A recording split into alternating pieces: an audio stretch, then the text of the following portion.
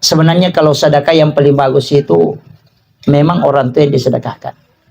Atas namanya memang, niatkan saja. Tidak usah disebut. Dibawa sedekah ini untuk orang tuaku almarhum ini. Kita dapatkan dua pahala. Yang pertama pahala birrul walidain. Yang kedua kita dapat pahala kebaikan karena melakukan kebaikan untuk orang tua.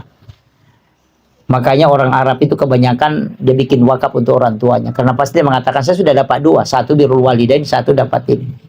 Pahalanya. Karena setiap orang melakukan kebaikan untuk orang lain itu kembali juga ke dia. Itu tidak rugi.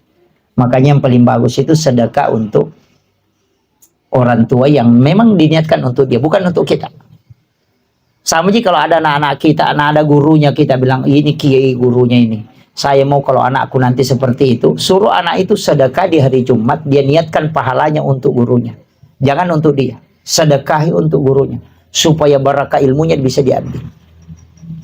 Iya. Makanya orang dulu itu kalau orang ada ulama itu biasa kiai sepuh itu biasa dia panggil ke rumahnya biar dia minum air putihnya karena nanti larinya ke anaknya itu dapat barakahnya. Itu kuncinya.